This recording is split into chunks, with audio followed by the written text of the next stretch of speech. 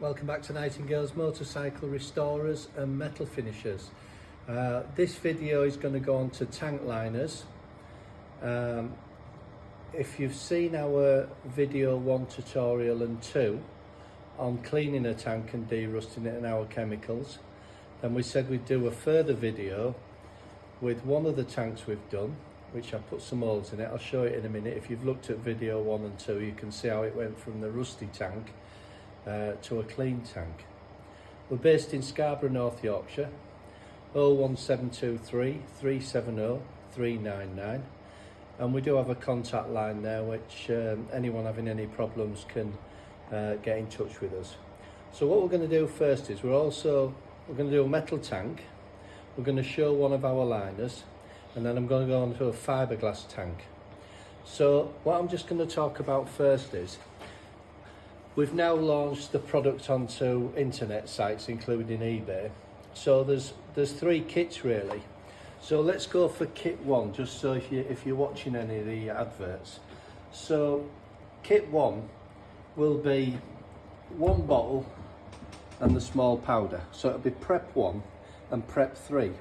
So this is for people who've got a tank that could be on a race side, a bike what's been stood, stagnant fuel, any debris inside, you know, loose waste. So then they've got a bit of concern, so they want to clean the tank out, but they don't think it's rusty. Remember, don't get confused with stale fuel. It does look very tarnishy, like the tea bag staining. So this 1 and 3 for sale will clean a tank, and then you can neutralise it. So that's what I'd use if you're putting a bike back on the road. If you've got a mechanic and he's going to look after your carburetors or a fuel injection side, and he says, I'd like the tank making sure it's cleaned out. Otherwise, you're going backwards. So that's kind of kit 1. The kit 2 is 1, 2 and 3. What you get there is your cleaner and your actually neutraliser and rinse, and then you get an acid, and this acid actually contains inhibitors. So you'll see, because in the last videos on the training video, this is the tank that took the rust out, and this is what it's left at, and I haven't done anything to it. It says I left it. So on the last kit, it's basically you've got a tank sealer. So I only use a 2-part in any of my products. I put in sealants or adhesions or anything, and I always have done for many years. And as I said in the first video, I've used these products for over 30 years. So a tank sealer if necessary, and that's what today's video on. Not so much because it's common sense once it goes in the tank, but just what we do, some little tricks in the workshop to assist you if in the event you do need a tank liner.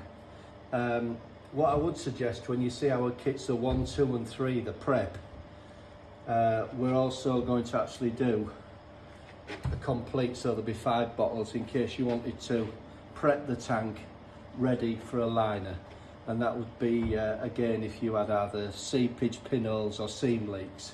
So 3 kits, so you can get the idea now and how they're coming to how you buy them.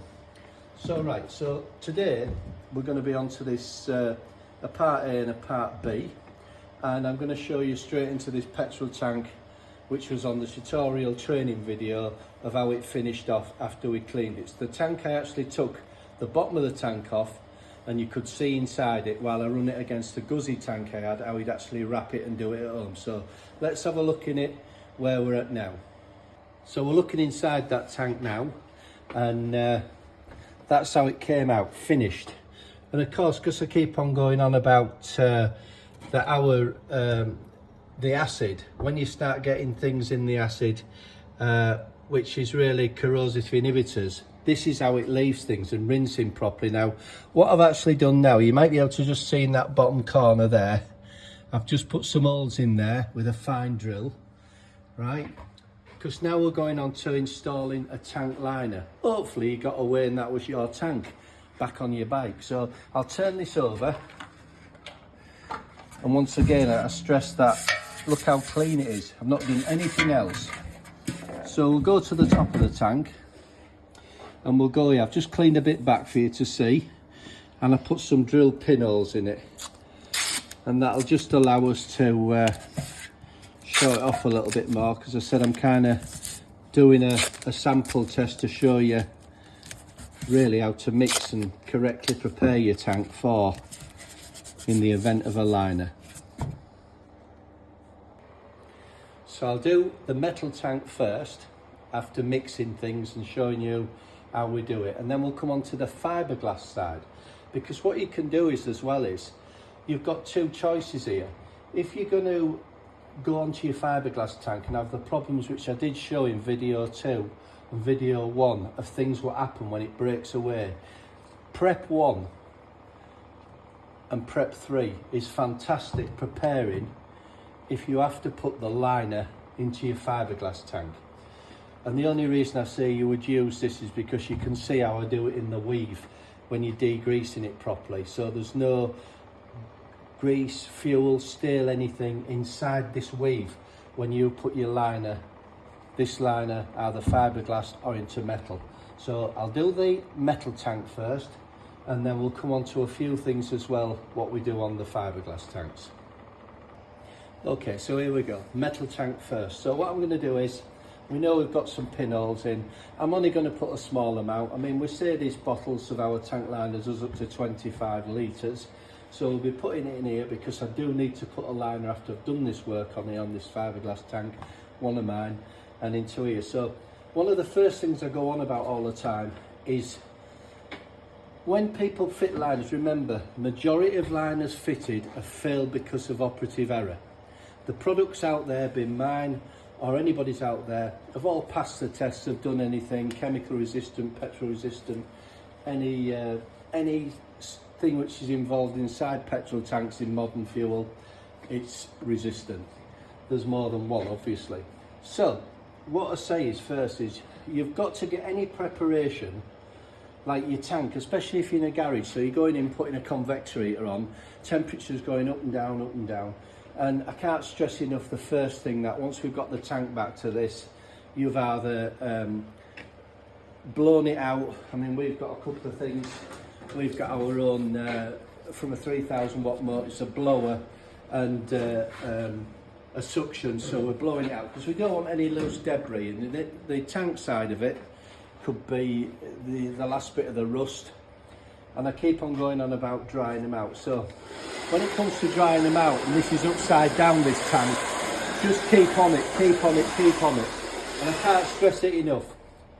Just keep on going till it's bone dry.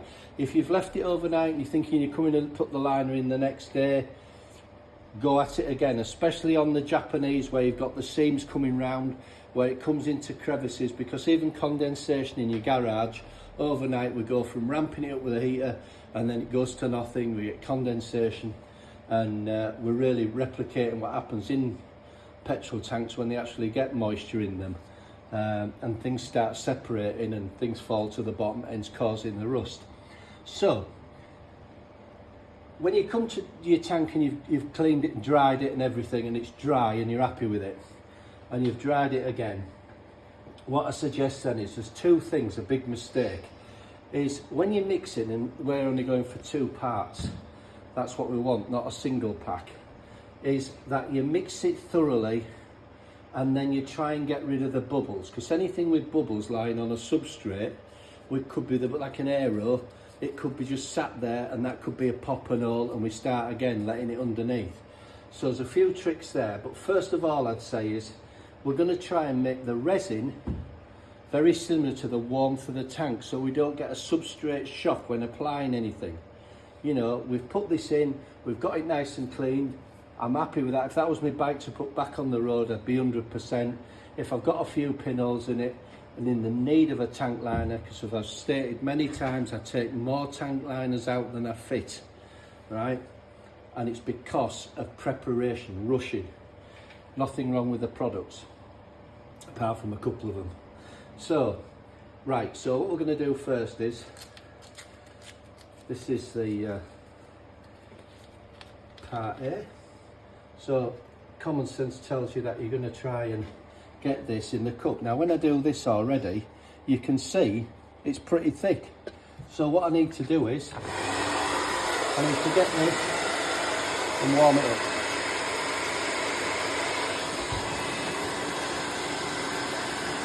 Just slightly.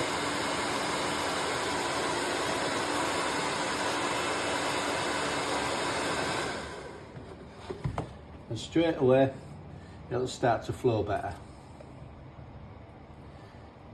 So in this case, I'm going to use the full amount of the contents of these 2 bottles because I'm going to do a demonstration for this. Now, I will come back to that when it's done.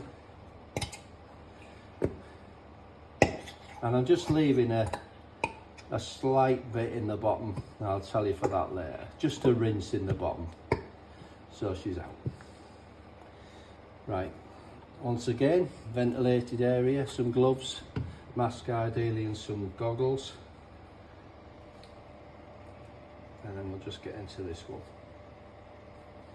So what I'd suggest next is as well, we're going to put this on a dryer, a bit of warmth. So we'll just pour this in. Again, I'll just leave a fraction. I'll tell you why I'll do that in a bit. And then I've just got an ordinary stirring stick, so it's all common sense up to now. Now the thing is, when you're mixing these 2 together, it's like a 2-pack adhesive, a metal or a glue. We all do it in the past where you just put a couple of little squirts and mix it in, but I can't stress this enough. You have got to get everything round the sides, round the bottoms. But what I do at this stage, at home, you would have a hairdryer, obviously. If I'm trying to take 2 things up, I'm trying to take this to about 50 and about the tank to about 50, so we don't get a substrate shock. So I'll be doing this at home in a garage, and I'll just be slowly warming it, and halfway through I'll probably just give it another stir and blend it in. I'll probably do this for a good 2 or 3 minutes. But what we have in the workshop, we have a pad, and it's at 55, and it's a warm, it's a coaster pad, it's now exciting, and it's just because we do a lot. It warms it up, and we're trying to get that up to about 50, and we're trying to get the tank up the same, so we don't get a sudden shock. So obviously this has been vacuumed out.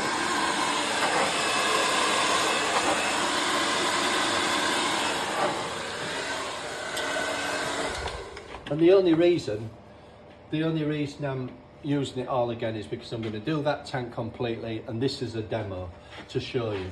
In another video we will start soaking some really nasty chemicals in here, because remember on the pecking order when I say the difference in fuels and modern fuels to chemical, that's the pecking order. Chemicals are up here and then we come down, so it's not such a problem.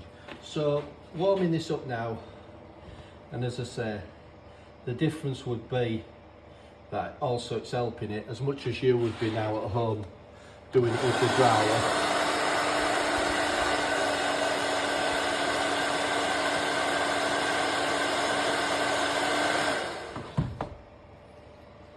So right, so we'll get ready and I'll show you the next trick. Right, so I've got the 2-part tank resin mixed together and the hardener. So coming back to the metal tank where I put these holes in. So what I'm going to do is I'm just going to put a patch over that, some foil tape. There we go. Give that a second. Right, so we're sealing it, same as if you were doing a seam, which I've shown in the video 1 and 2. So we'll go back, because I'm only doing part of this, I'll just put it to there. So right, so we're mixed, we've warmed the tank, and we've warmed the chemical. Some little tricks though you can do. You can put the hairdryer across it, because what we're trying to do is, if it was a clear chemical, ours is a white chemical. When it mixes together, it's got air bubbles in it, so how do you get the air bubbles out? So there's a few things. I don't recommend the blow light trick, blow lamp. You do it with the hairdryer, and the bubbles will come to the top. You can put it on one of the coasters, like we have, and the bubbles will come out, you'll see them. But on this case, you start to see these, not through it, you just see bubbles coming to the top. just like bursting, and because we don't want it, we want it like honey when you put it in the tank. So no bubbles coming to the top of this. We've warmed the substrate of the tank up, we've warmed this up, trying to get them somewhat near, as I say, we don't want any shock. So I'm just, because I can get in this, because the petrol tap's on the top I've sealed, I'm just going to pour a little bit of this gently into the tank, as if we're pouring it through the cap. And that's all I'm going to use for this demo purpose. But just to show you something as well, how far it goes. When I said in the videos, early videos, that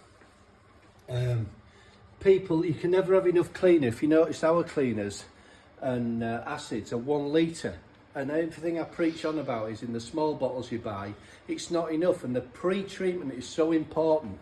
When you get to resins and it says it will do up to 25, remember, we're only after wet film thickness, we're not after anything for look, you know. So pre-treatment, much chemical as you can buy, resin liners, 2-part liners, do what it says, how we do it. So right, so I put this in. So if this was upside down now, you can see already with the amount I put in, I'm trying to show you what's happening in a tank anyway. Now remember, the holes are up here, so you kind of work to the back, and if it was on your Japanese machines, especially where you've got the seam, when we turn it over, we just want it to lie in that pleat, in that crease there on the V. So I'm only going to do this side. I'm going to come down, and this is what would be happening in your motorcycle tank at home. I've done this out for a demo purpose to show you.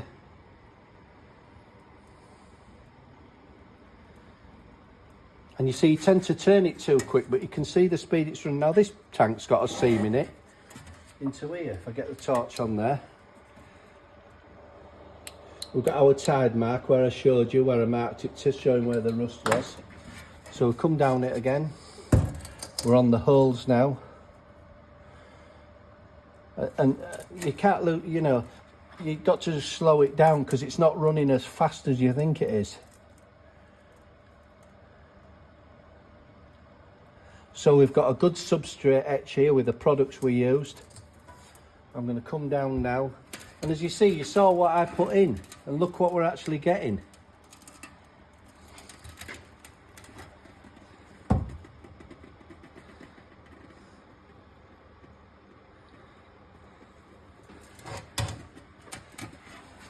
So I'm going to try and get it even. I'm going to do the seams up both sides there. I'll just put the torch on so you can see in there, look, coming up.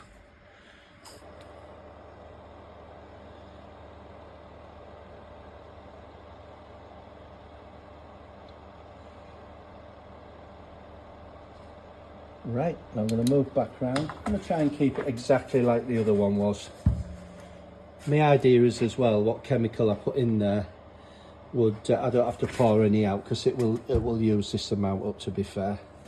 So we'll just let this come downhill a bit. I'm in real time here as well, which is always good when we're doing demos.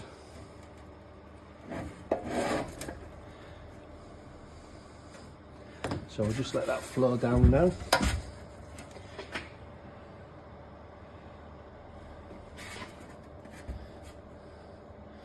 And that should just about be perfect to what I'm trying to show you with the amount. There she goes. So you're getting an idea now, because it's hard when you're looking through your tank cap and you're trying to do things, and then we're just going to roll downhill there.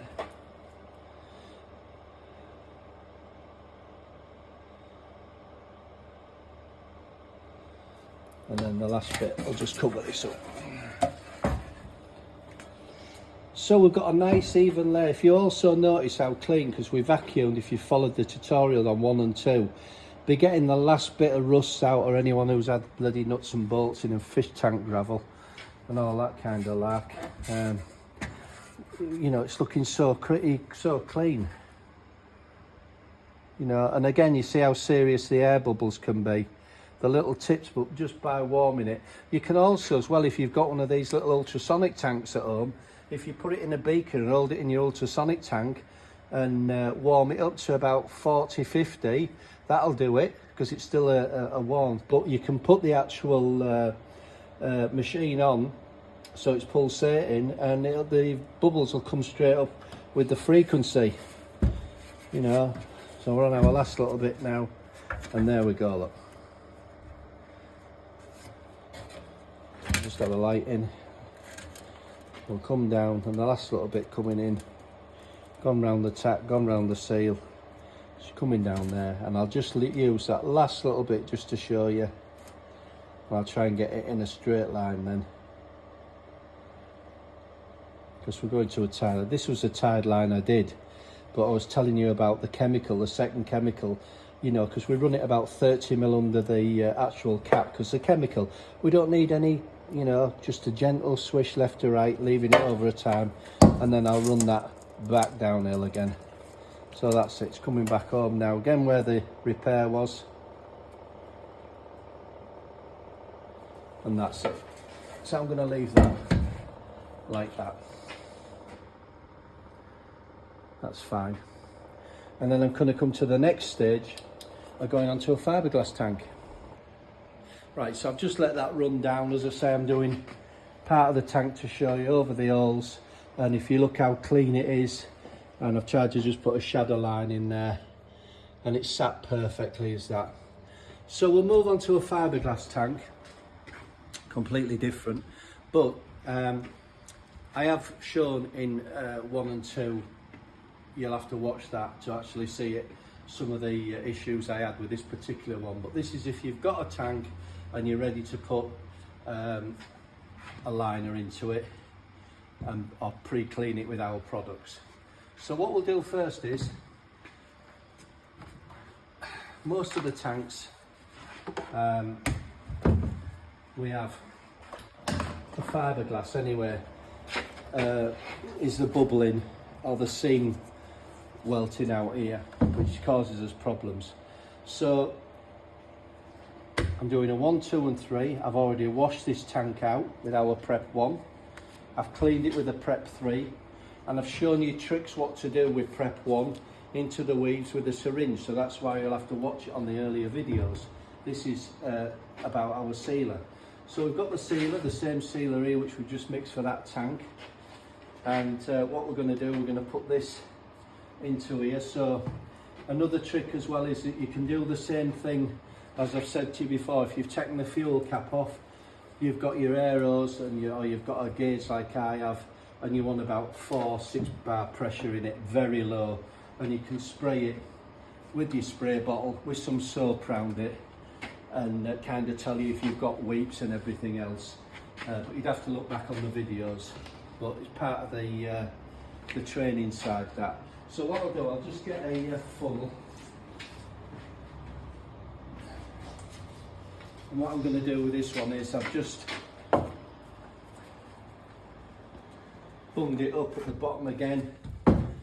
Only got a short tank, it's only that, but we're using this prep here we've done. Again, we've warmed it up. We're just going to give this, even though it's fiberglass, we're still going to give this a bit of a warm. Workshop's cold. We've vacuumed this out thoroughly, but obviously this had a resin failure on the inside. When it collapses back to the weave and you get the petrol leaking out or whatever, we now inside here, we've got a breakdown of actually the resin bonding. So this is why it was essential that the timing in with the prep 1 is critical. I'd even say more critical on fiberglass tanks. And every time I say in between the instructions you get, I'll come on the training video, what I also stress is, you might notice me times now on this tank liner, I've said 72 hours. And the reason I say that is because there's a stage in between everything. And if I said it was 15 hours, you'd do it for 12. So it's 72 hours, which you're kind of guessing the period I'm saying to make this go rock hard. And also, we don't need anything for luck. We're going to do the same as that, put it round, and the amount of stuff here I've got left is about on target with what I'd put. What you do is, once you've done this turning, you'll then take your bung out, get your container again, because if you don't use, I said leave a fraction in here, but ideally use the bit what's in here, because there's a reason for it, especially on these tanks. So I've warmed this up, workshop's nice and warm today, and I'll start to pour this in. So we know it's mixed, we know we've got any air bubbles out of it, we're up to a temperature, and you've got a good working time, you know, with this. You've got a good working time before it starts to do anything. And don't start panicking in the first 15 minutes. The main thing was you spent the time mixing it thoroughly and getting the bubbles out of it, air bubbles. So just letting that go down, be about 30 seconds, and then what we're going to do is we're going to put this left to right into the corners, and these bits what go up here on the seepage where the two bonds meet are critical. Or you might have had it here on the fiberglass ones, again chafing on the chassis top. Around the petrol tap can be weak because it's been pulled and it fits into a fiberglass knuckle there. As I said, this one had collapsed completely, and I've shown you on another video. And this chemical here, our two-part, this is what I've built this back up with. So I've reversed this process, and it was on that side, and I reshaped it. I hung it up and run the resin down it, but I did the tricks with prep 1 with the syringe first into it, because otherwise once it gets warm, hot day, cold day, heat off the engine, it'll sweat, and before you know it, you've had a paint job on it, even if it's the fiberglass side, you'll start with that horrible bubble again. And it's just because a few little tricks. I've done it many times myself, so we'll take this out and spin the tank round. So we've got the resins in it.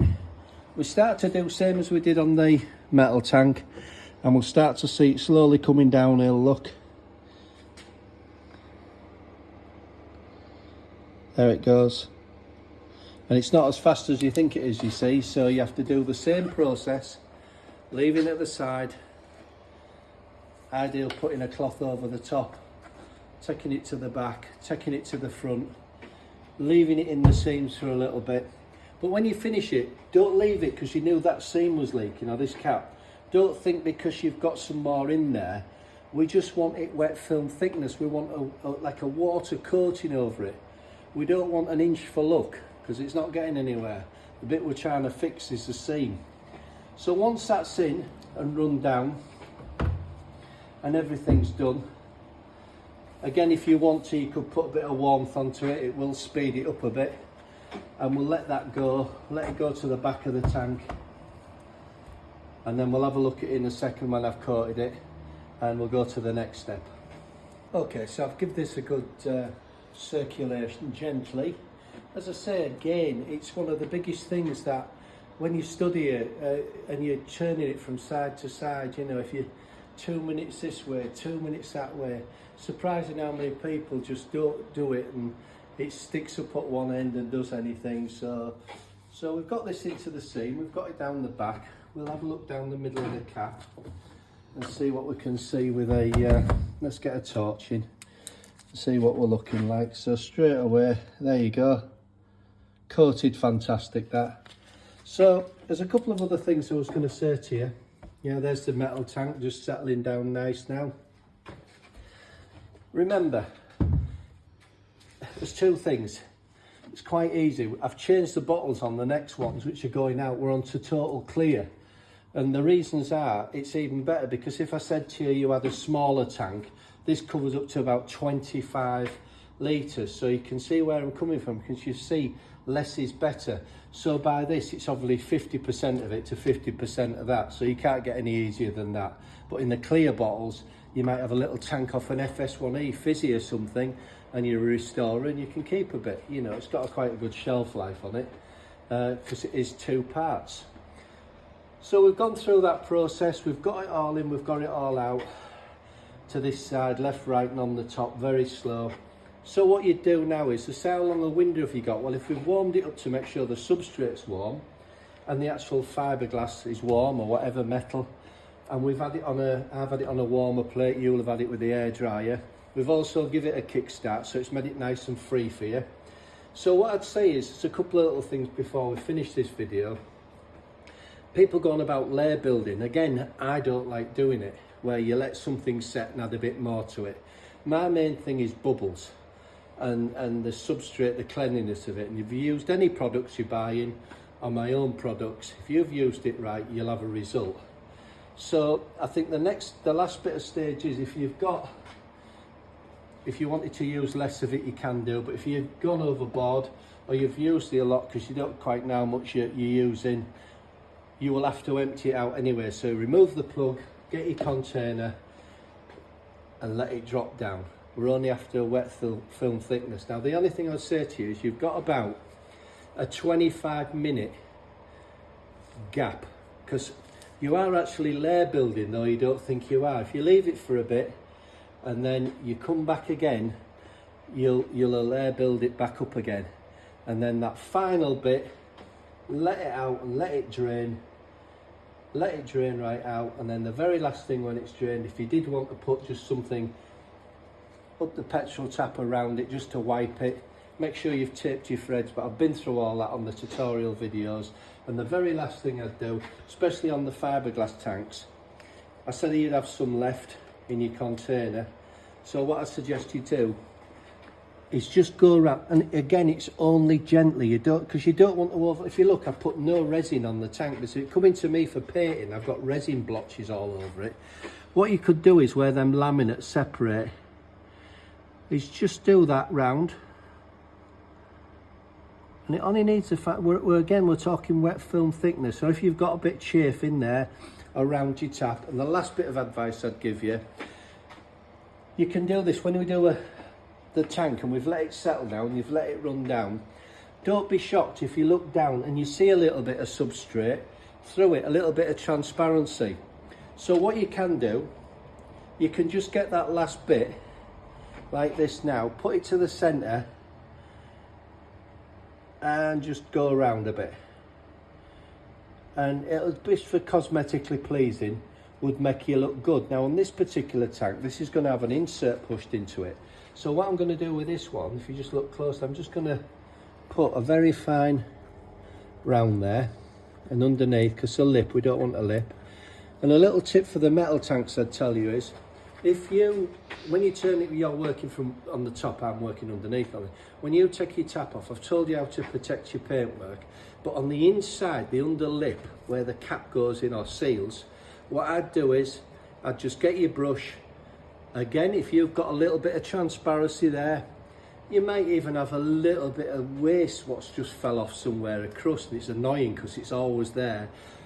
I'd just get this, I'd drip this down again onto it round, and it's only going to go one way, downhill, and it'll just look better for you.